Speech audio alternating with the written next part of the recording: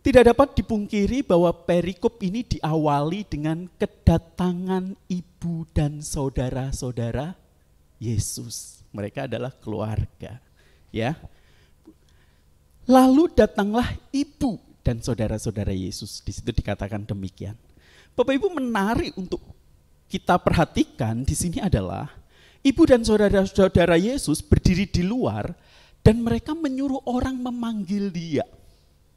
Jadi ibu dan saudara-saudara Yesus ada di luar menyuruh orang untuk memanggil dia. Ya.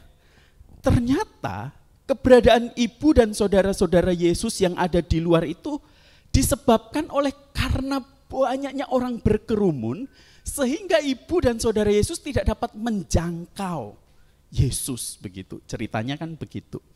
Lukas mencatat ibu dan saudara-saudara Yesus datang kepadanya, tetapi mereka tidak dapat mencapai dia karena orang banyak. Ya, diterjemahkan di dalam bahasa Inggrisnya, but they were not able to get near him because of the crowd. Karena orang banyak, mereka tidak dapat mendekati Yesus. Kalau kita mempelajari teks ini tidak boleh dilepaskan dari perikop sebelumnya, Bapak Ibu. Jadi, perikop sebelumnya LAI memberikan judul Yesus dan Beelzebul. Sebelum perikop ini itu ada isu yang beredar di masyarakat tentang Yesus. Isunya apa? Isunya adalah pertama, Yesus tidak waras lagi. Terus yang kedua, isu di ayat 22, para ahli Taurat, orang Farisi mengatakan Yesus kerasukan Beelzebul, coba bayangkan. Ini sebuah isu yang sangat ngeri sekali begitu. Image mereka tentang Tuhan Yesus. Nah, waktu kaum keluarganya mendengar hal itu, maka tidak salah kalau kemudian mereka datang hendak mengambil dia. Datang hendak mengambil dia. Sehingga kalau kita perhatikan ayat 31 dan 32 yang kita baca di dalam Alkitab, kita sambil lihat Alkitab kita ya. Dua alasan inilah yang kita tahu jelas telah mengantar keluarga Yesus untuk datang. Mereka menyuruh orang untuk memanggil dan berusaha menemui dia. Menemui Tuhan Yesus, Bapak Ibu. Nah, kata berusaha menemui di sini itu memiliki arti kata mencari. Berusaha menemui, mencari, menyelidiki, memeriksa. Nah, itu akar kata yang sama dengan yang ditulis di dalam Matius 6 ayat 33. Ya, carilah dahulu kerajaan Allah dan kebenarannya, maka semuanya akan ditambahkan kepadamu. Ya, akar kata yang sama. Tetapi saya mau katakan, di dalam Matius 6 ayat 33, kata mencari itu memiliki konotasi positif. Yaitu kalau J.I. Packer dalam bukunya Knowing God, dia mengatakan, kenalah Tuhan. Kata mencari, carilah dahulu kerajaan Allah dan kebenarannya, itu memiliki pengertian kenalah Tuhan. Tetapi Markus memiliki konotasi negatif, Bapak Ibu. Dari 10 kata mencari yang ditulis oleh Markus, coba boleh ditunjukkan 1, 2, 3, 4, berikutnya 5, 6, 7, 8, 9 sampai pasal 16 ayat 6. Semua kata mencari yang dituliskan oleh Markus memiliki konotasi negatif, termasuk di dalam perikop yang kita baca ini, Bapak Ibu, memiliki konotasi negatif. Ya, saya nggak akan bahas satu-satu, bagian ini terlalu panjang, Bapak Ibu. Ya, nah ada tujuan dan maksud yang salah yang dipakai di dalam kata mencari yang dituliskan oleh Markus ini. Nah, tidak menutup kemungkinan yang dilakukan oleh ibu dan saudara-saudara Yesus ketika mencari Tuhan Yesus juga memiliki pemahaman yang negatif, ya, atau tujuan yang tidak tepat. Dalam arti mencari Yesus dengan tujuan yang tidak benar. Oke. Matius mempertegas tujuan dari pencarian yang dilakukan oleh ibu dan saudara-saudara Yesus itu dengan mengatakan seperti ini. Wanting to speak to him. Jadi mencarinya itu wanting to speak to him, ingin berbicara dengan dia. Ya. Perhatikan ini baik-baik Bapak Ibu. Terus ditegaskan lagi di ayat berikutnya, dia mengatakan wanting to speak to you. 2 kali ditegaskan oleh Matius, ibu dan saudara-saudara Yesus mencari Yesus dengan tujuan untuk wanting speak to him dan to you.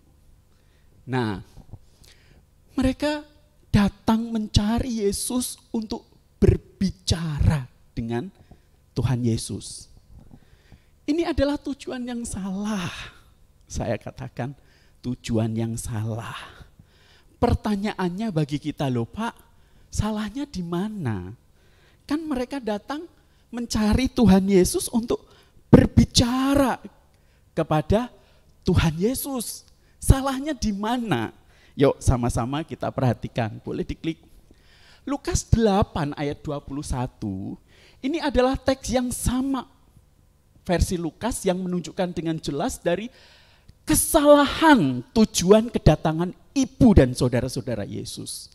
Di situ dikatakan, ibuku dan saudara-saudaraku ialah mereka yang mendengarkan firman Tuhan.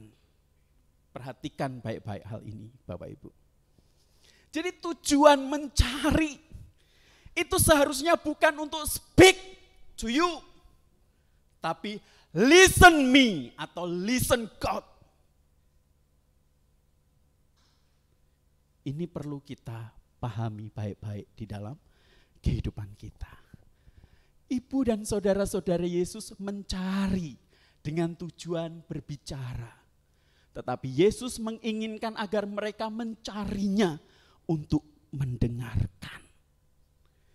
Ibu dan saudara-saudara Yesus mencari dengan tujuan ingin dimengerti. Tetapi Yesus menginginkan agar mereka mencarinya untuk mengerti dan memahaminya. Ini problem yang sangat serius di dalam kehidupan kita juga. Bapak Ibu Saudara yang terkasih, itu artinya di dalam tujuan mencari Tuhan, kita mencarinya untuk apa? Untuk mau berbicara dengan Dia atau mau mendengarkan Dia? Untuk mau dimengerti oleh Dia atau kita mau mengerti Dia?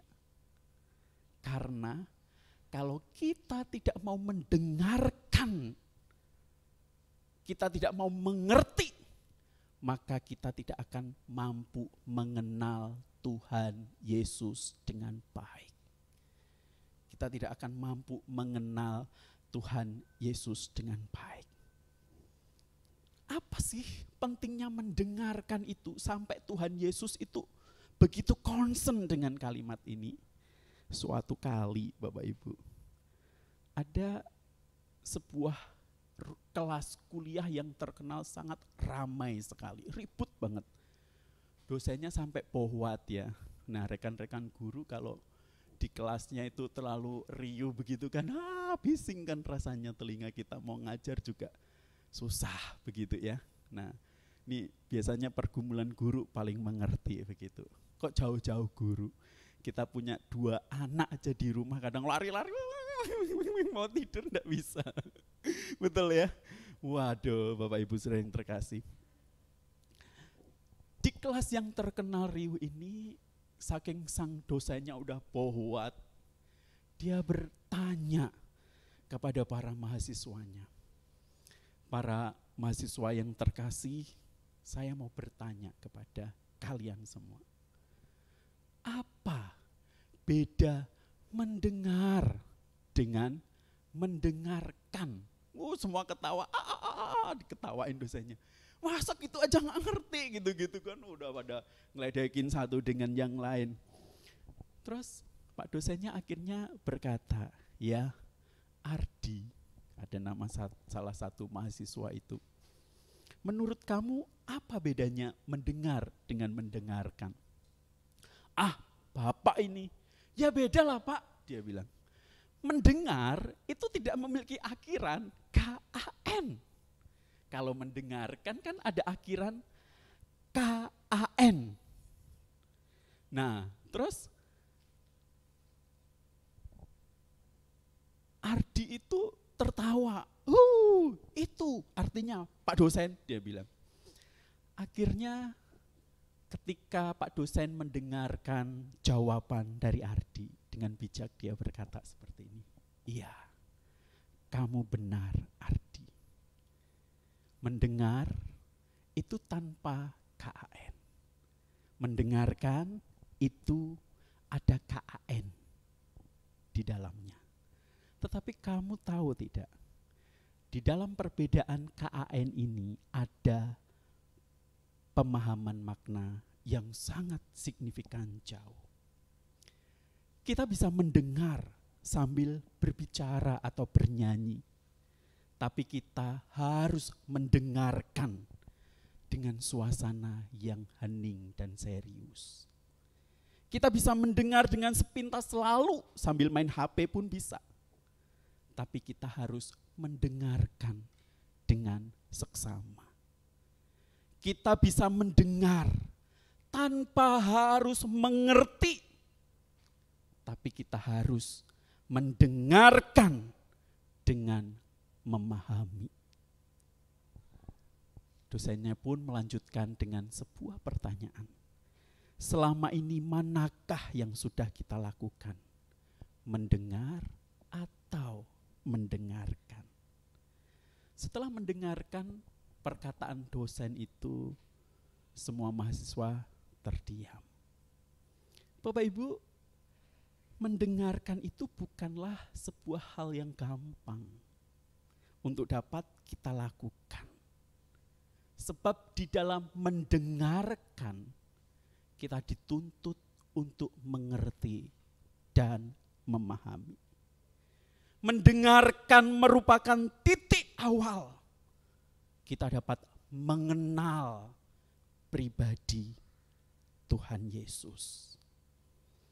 Dan inilah sebenarnya yang Tuhan Yesus selalu ajarkan kepada kita.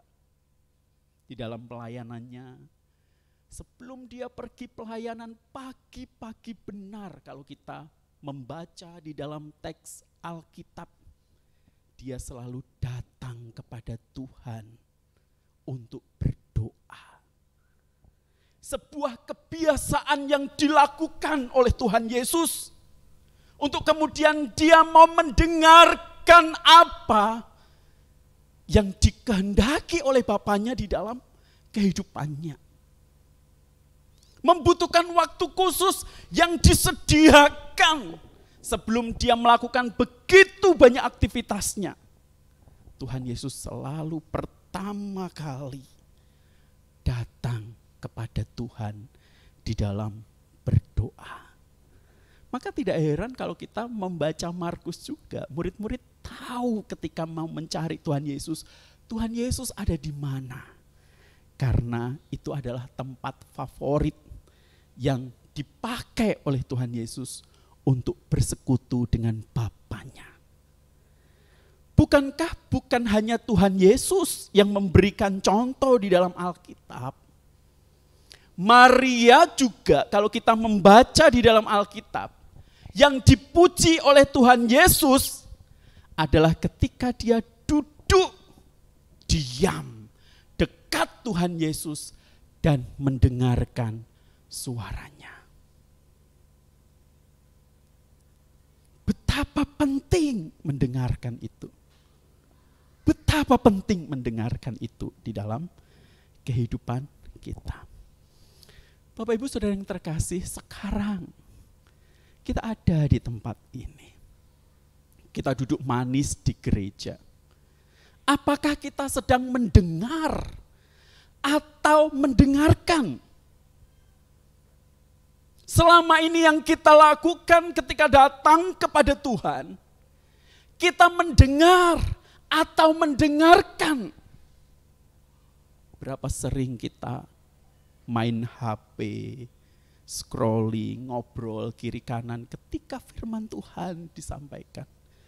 Atau tidak jarang saya temukan ketika firman disampaikan, keluar masuk, gelisah. Atau tidak jarang kita memikirkan, aduh tadi di rumah gimana ya? Ini urusan ini gimana ya?